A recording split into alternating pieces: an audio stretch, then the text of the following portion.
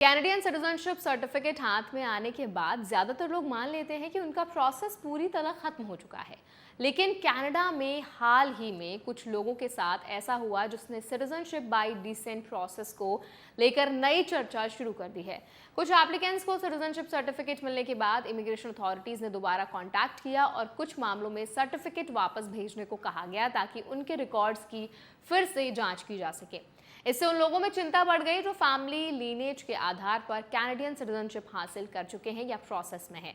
आज इस वीडियो में हम समझेंगे कनाडा ने कुछ अप्रूव्ड एप्लीकेशंस की दोबारा रिव्यू क्यों शुरू की है, सिटीजनशिप बाय डिसेंट रूल्स में डॉक्यूमेंट्स का रोल कितना इंपॉर्टेंट है, रिव्यू नोटिस मिलने पर एप्लीकेंट्स के राइट्स क्या होते हैं और इंडियन ऑरिजिन एप्लीकेंट्स या ओवरसीज फैमिलीज को फ्यूचर में किन बातों का खास ध्यान रखना है। तो चलिए फिर जल्दी से वीडियो को शुरू करते हैं। हाय, मेरा नाम है वर्षा दुबे और आप मुझे देख रहे हैं एनबीटी टेक एड पर। सबसे पहले एक बहुत ज़रूरी बात समझ लेते हैं, यहाँ सिटीजनशिप ऑटोमेटिकली कैंसिल नहीं की गई है। कई लोग रिव्यू नोटिस देखकर घबरा जाते हैं, लेकिन रिव्यू और रिवोकेशन दोनों अलग चीज़ें हैं। रिव्यू का मतलब है कि इमिग्रेशन अथॉरिटीज़ कुछ डॉक्यूमेंट्स या एलिजिबिलिटी पॉइंट्स को दोबारा वेरीफाई करना चाहती हैं। अगर एप्लीकेंट सही एविडेंस दे देता है और एलिजिबिलिटी साबित हो जाती है तो सिटीजनशिप सर्टिफिकेट वापस मिल सकता है। अब सवाल है कि फाइल्स दोबारा रिव्यू के लिए क्यों खोली गई।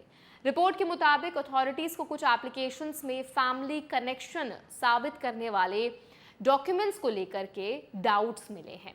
सिटीजनशिप बाय डिसेंट केसेस में एप्लीकेंट को अपने कैनेडियन एंसेस्टर से लेकर अपनी जनरेशन तक हर फैमिली लिंक को ऑफिशियल रिकॉर्ड्स के जरिए एस्टैब्लिश करना होता है।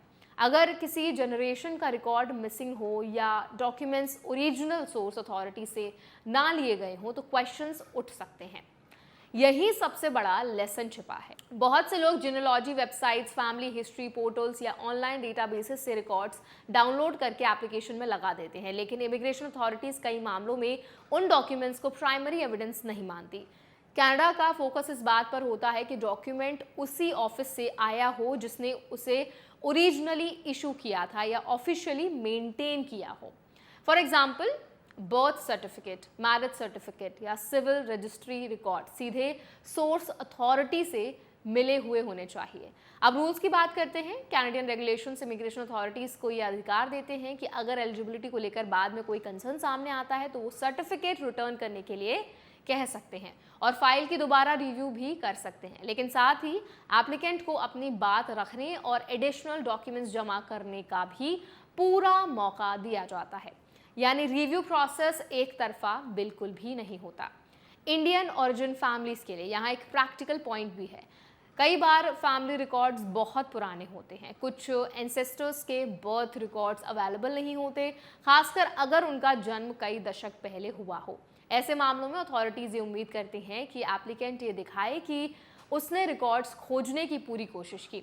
अगर रिकॉर्ड नहीं मिला तो no record letter, archive records, supporting affidavits और रिटर्न एक्सप्लेनेशंस काफ़ी मदद कर सकते हैं। एक और ज़रूरी बात यह है कि फैमिली ट्री बनाना और सिटीजनशिप क्लेम करना सिर्फ नाम जोड़ने का मामला नहीं होता। हर जनरेशन के बीच डॉक्यूमेंट्री प्रूफ होना चाहिए। अगर सरनेम चेंज हुआ है, मैरिज हुई है या कंट्री चेंज हुई है तो सपोर्टिंग डॉक्यूमेंट्स और भी ज़्यादा इम्पॉर्टेंट हो जाते हैं। अब एप्लीकेंट्स के राइट समझते हैं। अगर किसी को रिव्यू नोटिस मिला है तो इसका मतलब ये नहीं है कि उसका केस खत्म हो गया है। उसे एडिशनल एविडेंस देने, एक्सप्लेनेशन सबमिट करने और कंसर्न्स का जवाब देने का पूरा राइट होता है।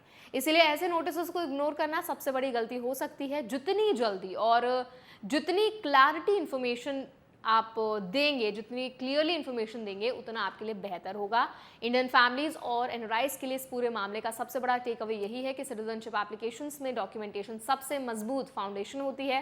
Family stories, online records, unofficial copies helpful हो सकती हैं, लेकिन फाइनल डिसीजन अक्सर ऑफिशियल रिकॉर्ड्स पर ही बेस्ड होता है। इस पूरे डेवलपमेंट से एक बात साफ होती है कि इमिग्रेशन सिस्टम्स अब अप्रूवल के बाद भी डॉक्यूमेंटेशन क्वालिटी को सीरियसली देख रहे हैं।